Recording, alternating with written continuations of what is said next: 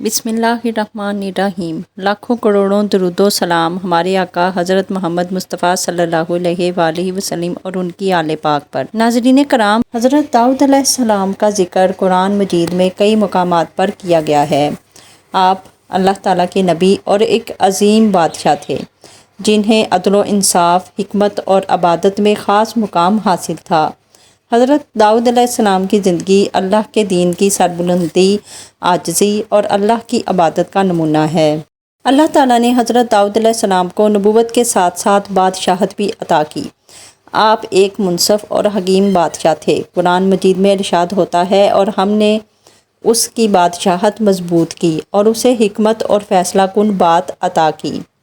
یہ سورۃ صاد کی آیت نمبر 20 ہے۔ اللہ تعالیٰ نے حضرت داؤد علیہ السلام پر زبور نازل فرمائی، جو ایک مقدس کتاب ہے جس میں اللہ کی حمد و ثناء اور حکمت بھری نصیحتیں ہیں۔ قرآن مجید میں اس کا ذکر یوں کیا گیا ہے، اور داؤد کو ہم نے زبور دی۔ سورۃ النساء آیت 163۔ حضرت داؤد علیہ السلام کو اللہ نے انصاف کا بہت اعلیٰ مقام عطا کیا تھا۔ آپ لوگوں کے درمیان فیصلے کرتے وقت انتہائی عدل و انصاف سے کام لیتے تھے۔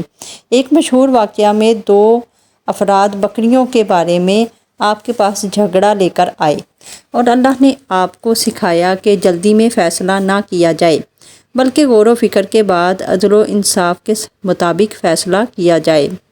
یہ واقعہ سورۃ صاد میں موجود ہے۔ حضرت داؤد علیہ السلام کی جوانی میں ایک بہت اہم واقعہ پیش آیا، جب آپ نے جالوت نامی ظالم پہلوان کو شکست دی۔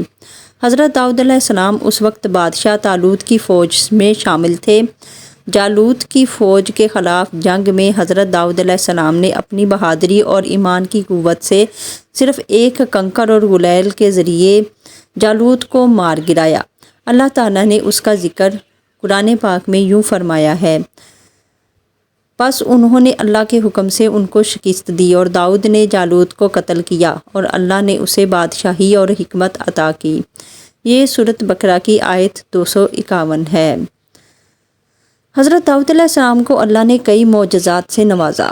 پہاڑ اور پرندے آپ کے ساتھ اللہ کی حمد و ثنا کرتے تھے، اور آپ کو لوہے کو نرم کرنے کا ہنر دیا گیا تاکہ آپ جنگی ذرہ بنا سکیں۔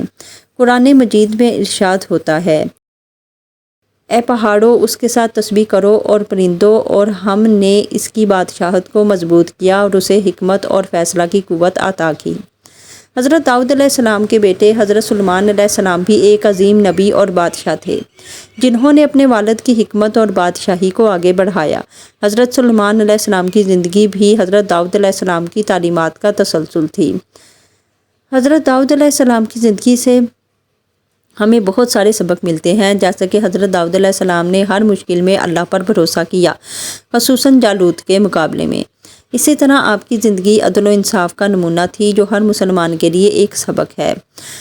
آپ کسی بھی حالت میں انصاف کا دامن نہیں چھوڑتے تھے۔ حضرت داؤد علیہ السلام ہمیشہ اللہ کی نعمتوں کا شکر ادا کرتے اور عبادت میں مشغول رہتے۔ حضرت داؤد علیہ السلام کی زندگی ایک مکمل نمونہ ہے کہ کیسے ایک نبی اور بادشاہ اللہ کے دین کی خدمت کرتے ہوئے انصاف اور عدل کی راہوں پر گامزن رہتا ہے۔ قرآن مجید میں بنی اسرائیل کے ایک گروہ کے بارے میں ذکر کیا گیا ہے کہ وہ اللہ کے حکم کی نافرمانی کرنے کی وجہ سے بندر بنا دیے گئے۔ یہ واقعہ اس وقت پیش آیا جب بنی اسرائیل کے کچھ لوگ ہفتے کے دن سبت کے تقدس کو پامال کرنے لگے۔ ہفتہ کا دن ان کے لیے عبادت اور آرام کا دن مقرر کیا گیا تھا، اور اللہ نے انہیں حکم دیا تھا کہ وہ اس دن کوئی دنیاوی کام نہ کریں، خصوصاً مچھلیوں کا شکار نہ کریں۔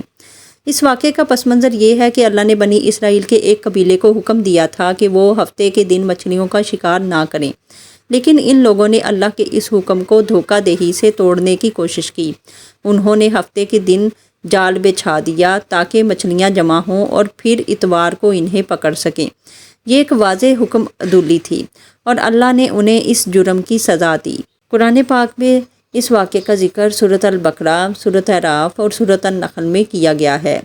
سب سے واضح ذکر سورۃ اعراف میں ہے، جس کے الفاظ یہ ہیں، اور یقیناً تمہیں ان لوگوں کا حال معلوم ہے جو تم میں سے ہفتے کے دن کے بارے میں حکم عدولی کرتے تھے، اور ہم نے انہیں کہا کہ ذلیل بندر بن جاؤ۔ آیت نمبر 166۔ اس واقعے سے ہمیں بہت سارے اسباق ملتے ہیں، جیسا کہ اللہ کے احکامات کی پاسداری۔ یہ واقعہ ہمیں درس دیتا ہے کہ اللہ کے احکامات کی تعمیل نہ کرنا اور دھوکہ دینے کی کوشش کرنا سخت ترین انجام کا باعث بن سکتا ہے۔ اسی طرح بنی اسرائیل کے ان لوگوں نے جن اللہ کے حکم کو بظاہر نہ توڑا مگر انہوں نے دھوکہ دہی سے اس کی نافرمانی کی۔ یہ واقعہ بتاتا ہے کہ اللہ کو دلوں کے بید معلوم ہیں اور کوئی بھی دھوکہ اس سے چھپ نہیں سکتا۔ جن لوگوں نے یہ جرم کیا وہ عبرت کا نشان بنا دیے گئے تاکہ باقی لوگ ان کی نافرمانی سے سبق حاصل کریں۔ یہ سزا نہ صرف ان کے لیے بلکہ ان کے بعد آنے والے کے لیے بھی تنبیہ ہے۔ یہ واقعہ بنی اسرائیل کے ان لوگوں کے لیے ایک بڑی تنبیہ تھی جو مسلمانوں کے لیے بھی ایک سبق ہے کہ اللہ کے احکامات کی پیروی میں کوئی رعایت یا دھوکہ نہیں چل سکتا۔